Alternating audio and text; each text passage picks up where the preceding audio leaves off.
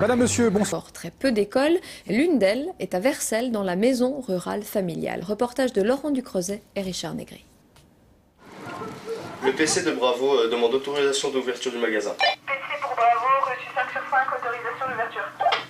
À l'école des agents de sécurité, il y a d'abord ce vrai faux magasin, avec ses faux clients, dont le comportement est suivi de très près par des caméras de surveillance, et surtout par le responsable de la formation. Ici, les voleurs n'ont jamais de chance. PC pour Bravo.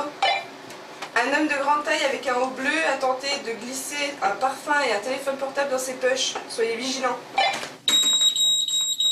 Vous êtes sur le côté, s'il vous plaît.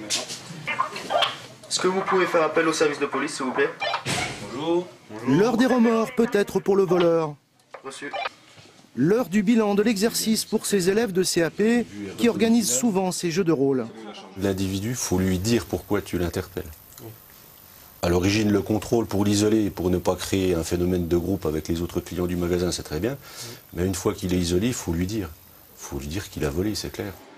Si l'agent de sécurité doit être polyvalent, le métier reste plutôt difficile à apprendre.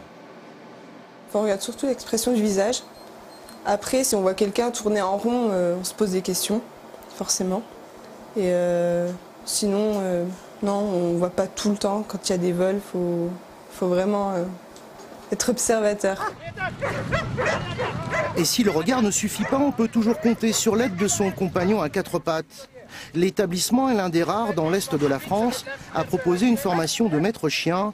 Pour tous ces stagiaires, il y a souvent l'espoir d'une reconversion professionnelle. C'est du travail où on peut voir beaucoup de gens, on peut travailler avec son chien, travailler avec des autres gens dans la sécurité, puis c'est servir aussi les gens. Et contrairement à ce qui se passait il y a quelques années, la profession est aujourd'hui très encadrée par les pouvoirs publics. Les gros bras, c'est fini.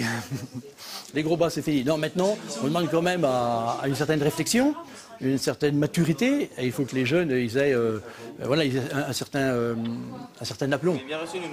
Si la maison familiale rurale reste un pôle d'enseignement agricole, sa diversification est plutôt réussie. En France, le marché de la sécurité privée ne cesse de se développer. Voilà une bonne nouvelle pour les amateurs de fromage. La Franche-Comté, région du Morbier et du Comté, va bientôt compter un petit nouveau, le Montbéliard. Un fromage fabriqué par une vingtaine de producteurs laitiers qui...